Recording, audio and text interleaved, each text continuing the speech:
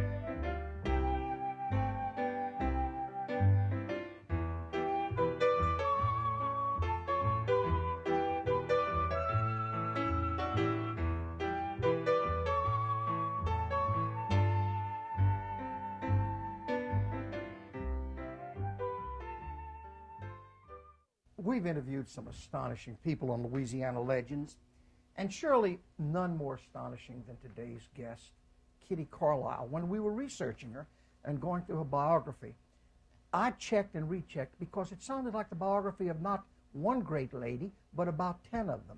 And Kitty, welcome home to New Orleans. Thank you. And to Louisiana, and to Louisiana Legends. You're certainly one of them. You were born here in New Orleans. Your dad was a gynecologist. Yes. And after his death, your mother took you to Europe, and you went to school in Switzerland and Paris, and then you made your debut in Rome. Now, that's fairy tale stuff for the rest of us. Well, I suppose it is. It was rather, yes, in a way, it was rather Henry Jamesian. You know, the American lady takes her daughter abroad to make the brilliant marriage. Mother was hoping for a rich prince, failing that, an impoverished baron. But it was quite different from most Henry James heroines because A, we had no money, and B, we had no entree. The only entree to society we had was my mother's infinite vitality, her charm, and her good bridge playing and her good violin playing.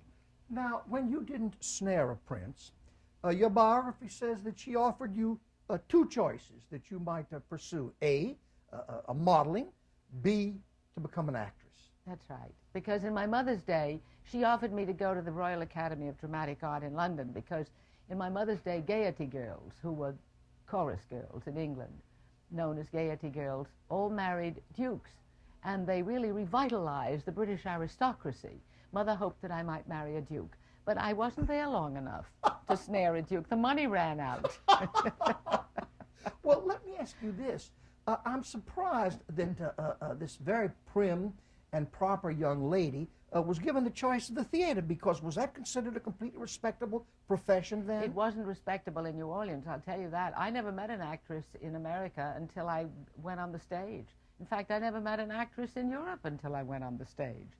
But no, Mother, you see, felt that if you don't get what you want from one direction, you go about it another way. This was not to be an actress. It was to get married and to find the proper husband on the stage. You studied acting in Paris and London, but there was a unique facet to your education. You audited some courses at the London School of Economy. That's right. Of Economics. Why in the world did this beautiful young woman who dreamed these romantic dreams at the theater, what were you doing at the London School? Well, Mother was the sort of person who believed that one thing wasn't enough. You had to do at least two at once.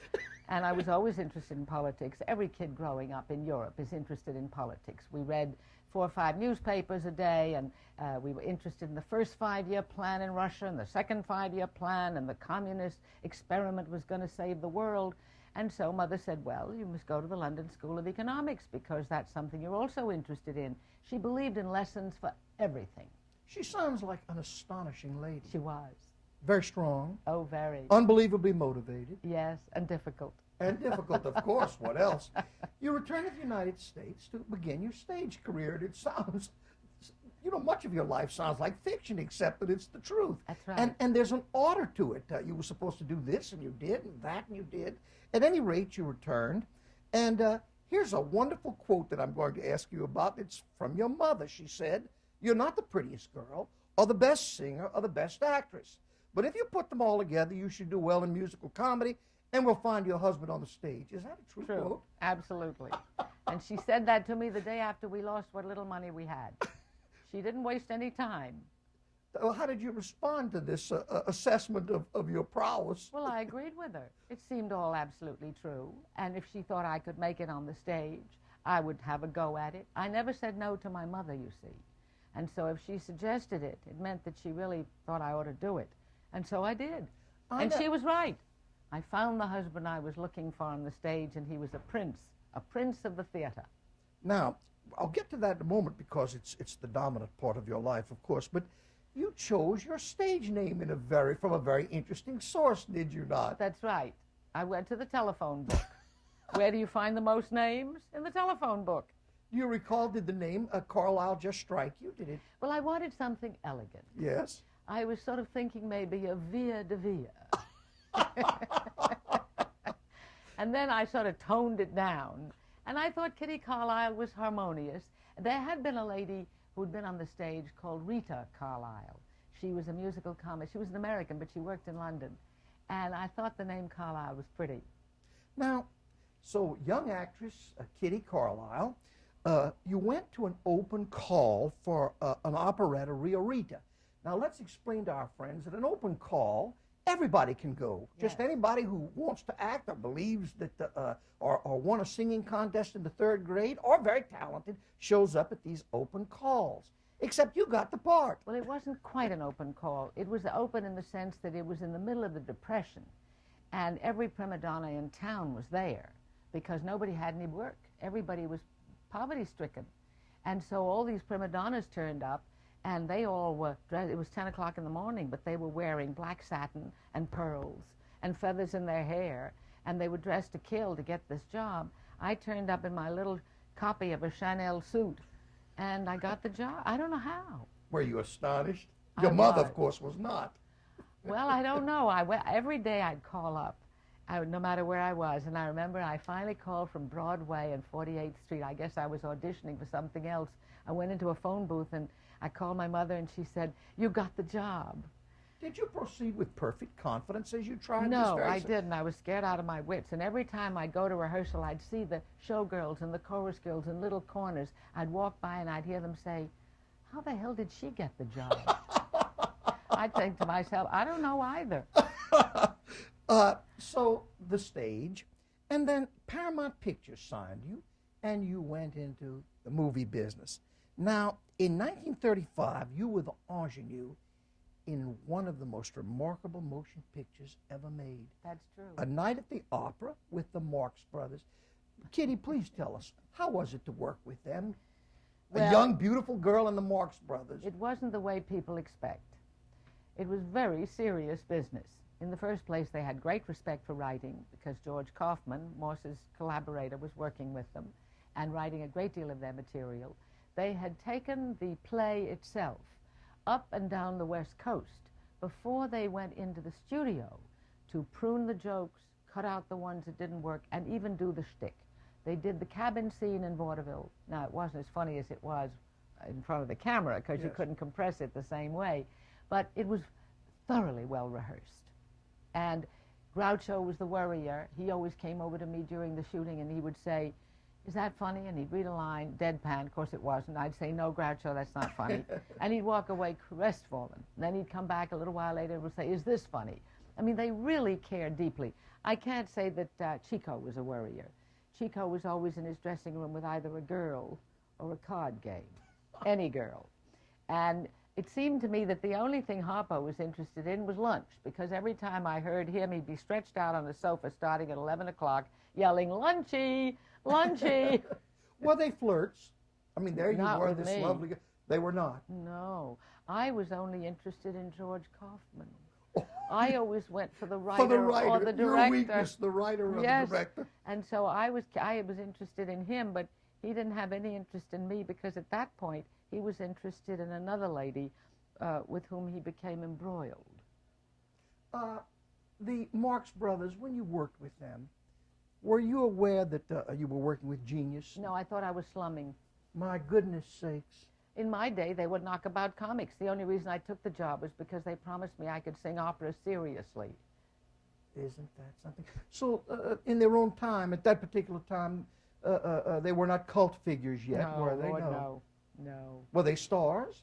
Oh, of course, they were stars. They'd done A Day at the Races, they'd done Coconuts, they'd done, I mean, and A Night at the Opera was a very big production. It was one of Thalberg's last productions, so that they were stars, but they weren't regarded as artists. Who was the genuine wit of the brothers? Who was the most spontaneous? Well, the one that everybody in my group, when I finally got married to Moss, Yes. liked was Harpo. Harpo. They said Harpo was the most interesting and the most intelligent.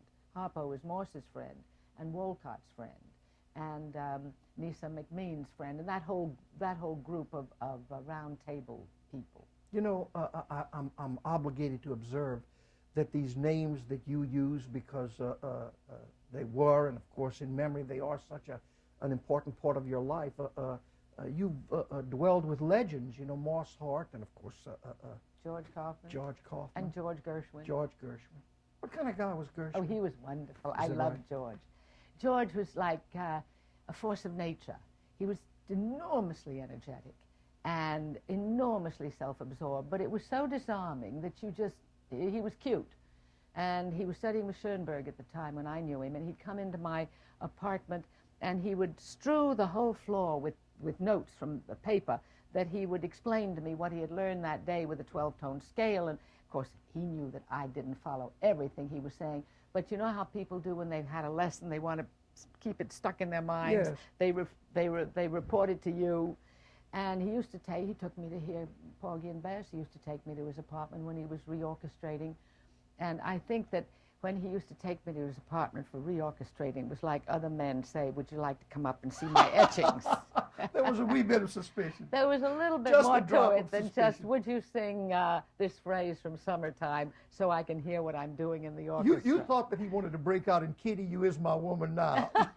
Let me ask you this. When you knew these various people, including, of course, your own magnificent husband, were you aware that any of them were geniuses? That fascinates me. Yes. I wonder if, in Yes. other words, I guess what I'm getting at, does only time tell us that so-and-so was unique and remarkable? Or when you knew them, did you know I'm with a unique individual? I thought Morse was a genius. Yes, I thought George was a genius, George Gershwin. yes. Yes, I knew, and I knew the difference between the geniuses and the talented ones. Now, in 1946, there occurred, obviously, the dominant occurrence in Kitty Carlisle Hart's life. You met and you married the great playwright Moss Hart. How did you all meet? Well, we met on the set of A Night at the Opera originally because he'd come out there with Cole Porter, who was also a genius, and I knew that at the time, too, to look for a leading lady for their show, Jubilee. And they asked to meet me. And I was told by the stage manager Moss wanted to meet me and Cole, and I got so excited meeting these two heroes that I ran and fell flat at Moss's feet. And every time I met him after that, I kept falling down. I fell down a whole flight of stairs at 21 once when he and George were getting their coats, and I didn't sleep all night thinking they probably thought I was drunk. Of course. Well, anyway, I didn't do the play. I thought I was going to be a big movie star. And I used to see him every so often after that. I'd see him at parties. Once in a while he'd ask me to be in something that he had done, like taking out the second company of The Man Who Came to Dinner, or standing by for Gertrude Lawrence during the summer. I never did any of it, but I kept thinking, why doesn't he marry me? It'd be such an ideal situation. You sound like your mother, if I might say. Well, yeah. Very practical. I thought, I love the way he looks. Yes. I love his work. I admire him as an artist. He's never been married. I've never been married. To be perfect. Well, it took 8 years. My goodness. And I went to a party at Lillian Hellman's, and I knew that he'd come back from the South Pacific with his play, entertaining the troops during the war. And I thought maybe he told all his stories about the South Pacific, and maybe his friends were a little tired of them. So I looked up at him, and he was sitting on the arm of the sofa, and I was sitting on the sofa, and I said, Moss, tell me about your trip to the South Pacific. And we were married 8 months later. Oh, that's wonderful. So much for knowing what questions to ask. No, so much for knowing how to listen. How to listen. When you and he were finally together, man and wife, I want to ask this. Was a man like him more difficult to live with when he was going through the creative process, that is, writing a play? Or was he the same? Was there additional pressures? No, he was the same. I tell you, the pressure came in rehearsals. Rehearsals. Yeah. He was the same. I thought when I first married him that I was going to have to push the food under the door, you know, and keep everything quiet in the house. He had rehabilitated a perfectly beautiful 18th century stone farmhouse in Bucks County, and he was writing a play as we were married, and he would write on the front lawn, and every time anybody'd go by, he'd say, "Any messages?" or "Can I have a glass of water?" Anything for an interruption. Yes. But during rehearsals, he was nervous. How long did it take him to write some of those plays? It depended. I think they wrote "You Can't Take It With You" in about 6 weeks. That was a quick one. Some of them were slow, and then of course his autobiography took 3 years. But then prose is longer. Yes. Did he handle all writers taste failure? Most never taste success. Did he handle a failure well? Yes, he handled failure well and success badly. I couldn't understand it because I handle failure badly. I get very upset because I'm not neurotic. Moss was neurotic, and one day he had the most enormous success with Act One, and he fell into a depression afterwards. Interesting. Like there were no more mountains to climb. Yeah, that's right. Good for you. Now, in 1949, something wonderful happened. You appeared in a grand opera in Carmen. Was that exciting? Oh, it was indeed, yes. And it was in Salt Lake City, which was marvelous because we were in the football field, and the second act had the summer lightning and the mountains in the background. It was wonderful. You spent then 22 years on what became an American institution, the program To Tell the Truth. And I've got to ask you something that I wanted to know all those 22 years. You were the best at spotting imposters. You were kind of a marvelous imposter spotter. As folks know, an affidavit was read. 3 people were identified as a person about whom the affidavit was about, and then the panel of distinguished guests said who, in fact, was the real McCoy. You were a wonderful imposter spotter, and I want to ask you, are you that clever person away from the camera and the stage and so on? Were you good at that? I have a gift for wanting to know about people.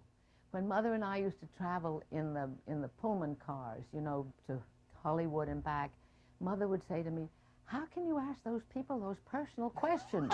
And I'd say, "But I want to know." Of course. So my questioning, I think, was good. And I'm still like that. I want to know. Coming down in the airplane, I sat next to an absolutely marvelous young man. I found out within 2 minutes he worked on an oil rig.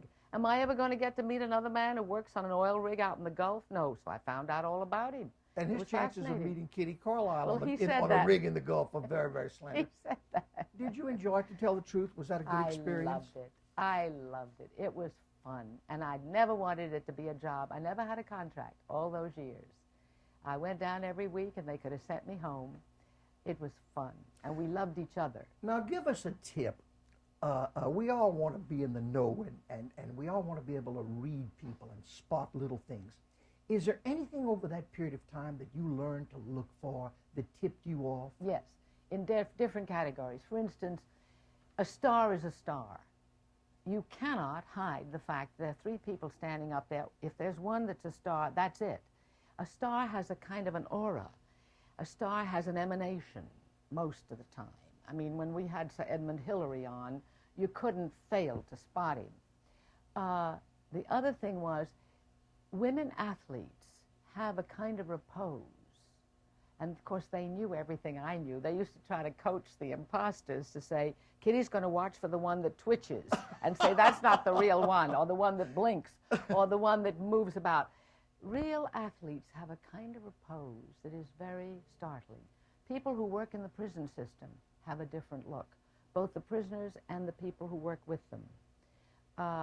There's a funny hooded kind. I mean, there are categories that you learn to spot, yes. In 1961, there occurred what you call the only tragedy in your life. Moss Hart passed away. You all were so unbelievably close. For example, as we speak now, you're not, it's like he's in the next room and will come out any moment and sit with us and join us. For you, he's so alive for you that you bring him alive. You make him alive. And if he did, you'd have the best time you'd ever had in your whole life. How did you adjust then to this? Well, it was difficult, but I had a very good, failing, which worked for me, and that is that I'm incapable of saying no to anything. So I'd never made a decision in my life. I'd gone right from my mother to my husband. They both made all the decisions. I was happy, and I had to make a life of those two little children. So I did everything anybody asked me to do. I was on every board, more boards than you could shake an agenda at. And one thing led to another. And I can only urge people who are left alone to do anything they're asked to do, because otherwise you get left by the wayside. In 1966, you did something that I think your mother and Shirley Moss Hart would have been very, very proud. By golly, you made your debut at the Metropolitan Opera in Fledermaus. What kind of an experience was that? Terrifying. Yeah, it was really scary. But I was determined to do it because all my life I'd wanted to hear myself sing one note in that old house, and I was being asked to audition down there, that beautiful old house on Broadway and 38th Street. And I had to audition for Mr. Bing, which scared me to death. But I did, and I auditioned with a song that no one ever auditioned with before or will again, Falling in Love with Love of Richard Rodgers. Yes. And then Mr. Bing said, did I have something else from Fledermaus? And I said, no, it's been a long time since I sang Fledermaus. And I sang another song, and then I met him that night at the lunch because he'd been invited to dinner with Lynn Fontanne and Alfred Lund, and I had too. And he turned absolutely green at seeing an aspiring soprano at dinner. But he said to me when he left, he said, you will hear from us. And indeed, again, over the telephone, they called me up 10 days later and said, you got the job. Your public career, away from the theater, your career of public service, is still another extraordinary facet of your life.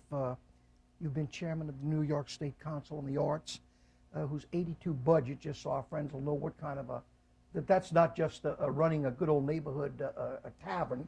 Their 82 budget was $32.5 million. 35. $35.5 million. 32 and a half was our grants budget, and 35 was the total budget. And you have been chosen by the USO as the Lady of the Year. You've received many honorary doctorates, and you've done some teaching, have you not? Didn't you do something at Yale? Well, no, at Yale I'm an associate fellow, and I do go up once in a while to do my thing for the students. Yes. But it's mostly I have a kind of a retrospective of my life, which is done in song, because it turns out that I span the whole history of the American musical theater, which is one of the few things that we've invented artistically in this country. And I knew them all from Jerome Kern to Stephen Sondheim. So I go up and sing my songs and tell about these people and what they meant in my life for the students. No, I haven't taught, and I have great respect for teaching. I was asked to do a master class last year at the Y, and I'm not up to that. I mean, that would take a lot of time and a great deal of effort. Now, in New York, you're considered a great hostess. And that's a city that when somebody's considered a great hostess, let's face it, they're a great hostess. I'm not aware of that, to tell you the truth. I must tell you that we've seen it in several magazines. Oh, well, that's so, all right. You may plead ignorance. Those who wrote about you chose not to. Is money an absolute necessity for being a great hostess? No, It isn't? No, you've got to have a certain amount of money. Yeah. But no, I don't think so. My parties don't cost a lot of money. You have to have, well, in a way, maybe I'm wrong. I have a wonderful cook and a wonderful housekeeper, and that does cost money. Aside from that, the rest of it doesn't. The wine is good, but not fabulous. The food is cooked at home, and the service is fairly expensive. If you have a big party, you have to hire help. Sure. But no, I wouldn't say that it's all that expensive. I enjoy it. I always wanted to spend my money on entertaining and having a good time. I don't have anything in my apartment that's worth a damn. I mean, really, you know, when Moss and I put that apartment together, we didn't have much money. So there's no furniture in there. Well, I don't have any pictures or furniture or marvelous bibelots or anything, but I like to spend my money on food and entertaining. Is that your pleasure? Yes. Is that what you enjoy doing? Yeah. Do you read very much? I used to. I don't have time with the Arts Council. Is that Very virtually difficult. full-time? Oh, yes, it is. It's very, very, very demanding. And it's it's a big job. We have an enormous amount of constituents. We have the biggest constituents in the world in New York City alone, and I'm chairman of the whole state. I travel a great deal. I go to Binghamton and Syracuse and Painted Post and Tonawanda. You name it, I've been there. And then I have to go and talk to the legislature. I'm not allowed to lobby, but I can exhort, educate, and hopefully charm. And I have to go and talk to our constituents, and I have to show the flag everywhere. It's very, very demanding, and it's politically demanding. And you know, I love politics. Do you really? I enjoy politicking. I like going up to Albany and knocking on doors. They don't pay me, you see, so that's my fun. And if they paid me, I would enjoy it. You're probably the only person who can honestly express herself because you're not on anyone's payroll. That's right. You may call it as you see it. Absolutely. That's quite a luxury. Yeah. And to tell the truth was helpful because when I'd go and knock on doors in the legislature in Albany, nobody turned me away because if they went home and said to their wife or their husband, I turned Kitty Carlisle away, they would say, how could you? I want to know what she wore. Do you, you love pretty clothes, of course. I like You're known clothes. as a great I love style. clothes, and I wore a lot of pretty clothes on, to tell the truth.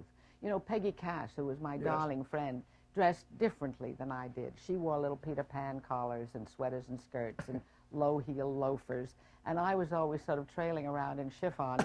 I came out of the dressing room one day, and she looked at me in her little Peter Pan, and I'm trailing the chiffon, and she said, well, Madam Butterfly, I guess we're not going to the same party. The late Moss Hart said, and this is a quote, failure is the norm in life, success is the exception. And Kitty Carlisle Hart is surely the exception. It's been a pleasure. You're a delightful lady, and to our friends who wonder, is she as pretty in person as she is on that screen? She's prettier, and it's been a delight being with you. Thank you very much. Okay, Kitty.